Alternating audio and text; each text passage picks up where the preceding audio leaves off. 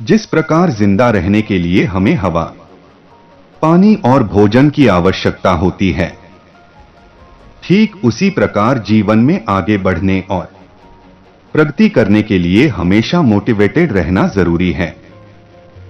मालूम है कि ख्वाब झूठे हैं और ख्वाहिशें अधूरी हैं, पर जिंदा रहने के लिए कुछ गलतफहमियां भी जरूरी है। आज मैं आपको सच्ची प्रेरक कहानी शेयर कर रहा हूं जिसमें एक दूसरे को मोटिवेट किया गया है। कहानी को पूरा सुने, आपकी जीवन बदल देगी। तो चलिए, एक बार की बात है। महात्मा बुद्ध अपने शिष्य रोहन एवं कुछ बौद्ध भिक्षुओं के साथ यात्रा कर रहे थे। पूरे दिन चलते चलते महात्मा बुद्ध का शिष्य रोहन बहुत थक गया था। रोहन के मन में आ रहा था कहीं विश्राम कर ले।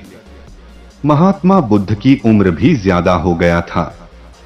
उन्हें भी थकान लग रहे थे, लेकिन वह चलते जा रहे थे। अंत में रोहन से रहा नहीं गया। उन्होंने महात्मा बुद्ध से पूछा, महात्मा हम क्यों न थोड़ी विश्राम कर लें? महात्मा बुद्ध ने कहा, मुझे शाम होने से पहले अगला गांव पहुंचना है। अगले गांव से पहले रास्ते में घना जंगल भी आता है। रात हो गई तो हम सभी को बहुत परेशानी हो जाएगी, इसलिए किसी भी हालत में रात होने से पहले अगला गांव पहुंचना है।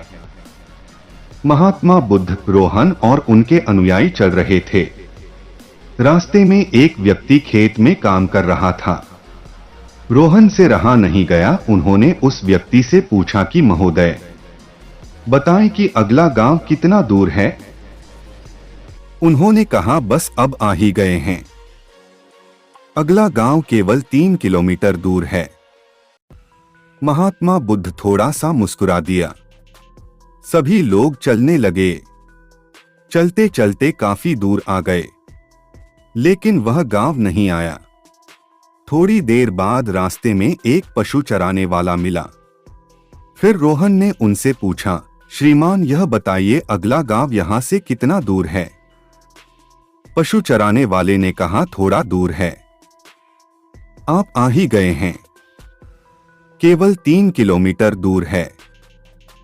महात्मा बुद्ध एक बार पुनः मुस्कुरा दिए। काफी दूर चलने के बाद भी वह गांव नहीं आया।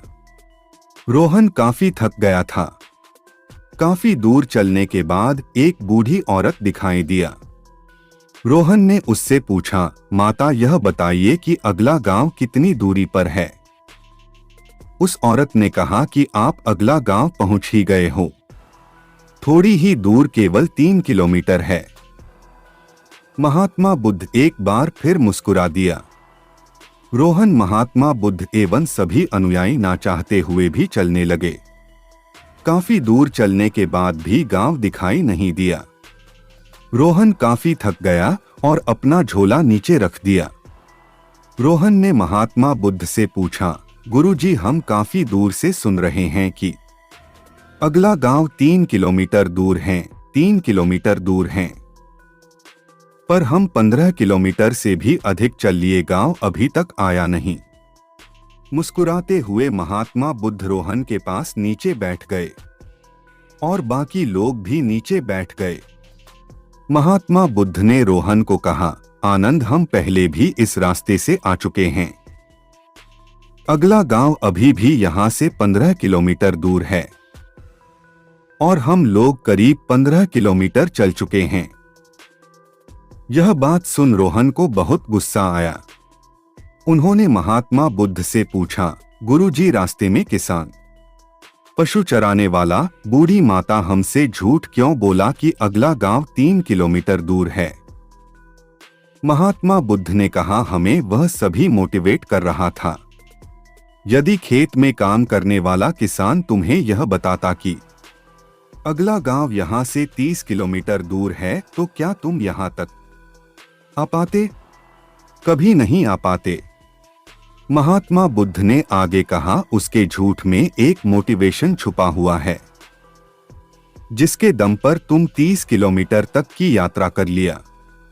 इसके लिए उन्हें धन्यवाद देना चाहिए। इस कहानी से हमें क्या शिक्षा मिलती है? कमेंट में जरूर अपना राय बताएं। दोस्तों, इस कहानी से हमें यह शिक्षा मिलती है कि कोई भी व्यक्ति सफलता की राह पर चल रहा है तो हमें उसे प्रोत्साहित करनी चाहिए। हमें कभी भी उससे निराशा की बात नहीं करनी चाहिए। कहानी अच्छी लगी तो प्लीज चैनल को एक लाइक और सब्सक्राइब जरूर करें।